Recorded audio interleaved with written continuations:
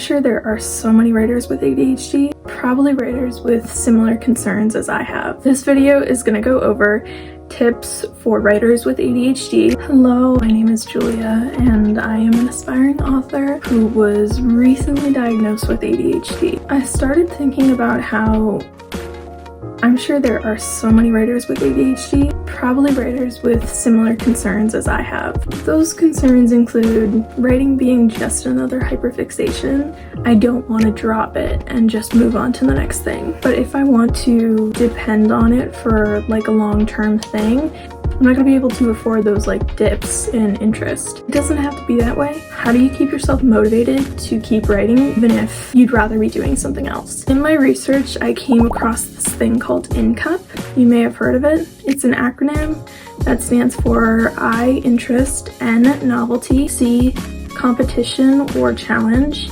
U, urgency, and P, passion. So INCUP is basically an acronym to represent each thing that could possibly motivate people with ADHD. I'm going to apply this to being a writer. I have a bunch of tips for each category, and I also have a couple of bonus tips. So we're gonna go letter by letter. The first letter is I, interest. So in order to keep your interest, which is a motivator for ADHD, don't force yourself to work on that one story that you're telling yourself you have to finish in time. Because I'm gonna say this a lot, but writing something is better than writing nothing at all. Even if you're not making progress on that project you think you should be working on right now, working on something is gonna keep the momentum going, and that's gonna serve you so much. Because once you stop and you stop being interested in what you're working on, that's going to be really hard to get back into. Next, if you absolutely need to work on this one story, if it isn't captivating you anymore, change it. You are the author. You have the power to change it. If you don't like a character, you think they're annoying or boring and it's just pushing you away, change it. Cut them out. If it's a filler scene and it's super boring, change it. Make it more exciting. Throw a dragon in there, you know? Just throw something random. I'm gonna talk about this again later, but think about what you would want in a book and write that. That is sure to keep your interest. So just keep that in mind. You are the author, you have the power, you're in charge of your interests. Something I like doing a lot when I'm feeling a little unmotivated, watching writing videos or writing vlogs to reignite my interest and give me the vibe, the aesthetic, like remind me of why I love it so much. Additionally, something I've been doing recently is this thing I like to call scene hopping. I used to force myself to write in chronological order for my book. It would be intro, catalyst, debate section, you know, all the way to the finale, stuff like that. And I wouldn't let myself write anything further along if I wasn't done with the beginning parts, basically. And I realized that was giving me writer's block because certain scenes I just wasn't as interested in as later scenes, or I didn't have any ideas for yet, and that would just make me feel icky.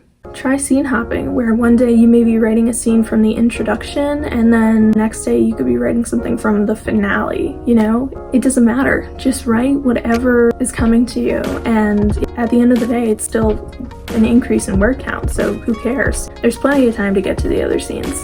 N, novelty. Buy a tiny thing or a big thing if you're feeling fancy. For example, I just got this new keyboard and it's so pretty and it's pink. I can't resist. It makes me want to write just so I can hear that sound. That novelty, oof, it gets me. Another thing you can do is buy new notebooks. Sometimes I want to brainstorm new ideas for my stories just so I can fill up that notebook. You can also buy new pens, maybe blue light glasses. I don't know, maybe you feel cooler wearing blue light glasses. Maybe a whiteboard so you can try a new outlining technique or jot down your ideas, and it's like a new way of doing that, which leads me into my second point, new techniques. The examples for new techniques are absolutely endless. Do the post-it outlining thing. You can find so many videos here on YouTube of people writing down scenes on post-its and putting them up on the wall, and it's like color-coded and like all of these different things. It's a new way for like the visual stimuli to sort of get into your brain. That makes sense. And I can totally see someone with ADHD like myself getting super into that in the late hours of the night and just grabbing all the post-its you can imagine. And that also goes into trying a new type of outline, like Save the Cat or the 3-act story structure. Trying new techniques because maybe something will unlock something you never knew about. Maybe it'll up your writing game so much. That idea motivates me so much. Doing something simple and easy, but it's the missing piece. Try writing sprints. Try voice typing. That has been a super interesting one for me, and it is in fact one of those things that was super easy but leveled up my writing game a lot. Try listening to music while you write. Try writing in a different location, like a cafe or something. Write super early or super late. These can also be a form of challenge because you're gonna see if you can keep up with it. It's really fun. It's a new environment and it gives entirely new vibes. It's like you're experiencing writing in a new way, and I think that's why novelty works. That leads me into C, challenge and competition. I set writing challenges for myself all the time. So you remember how I mentioned writing sprints before? Well, you can also use that for competition and challenge. Maybe go against someone else, see how many words each of you can write in a given amount of time, or compete against yourself. NaNoWriMo. NaNoWriMo is huge in the writing community. The idea is to write a novel in a month. On average, you set a word count of like 50,000 words. Basically challenge yourself. There are like little graphs every day to show how much you wrote. You track your word count progress, see if you can reach that goal and win NaNoWriMo. Create a writing challenge for yourself. And bonus tip, hold yourself accountable with the help of someone else. Maybe a writing buddy or making videos about it for social media. That's something that's been really helpful for me.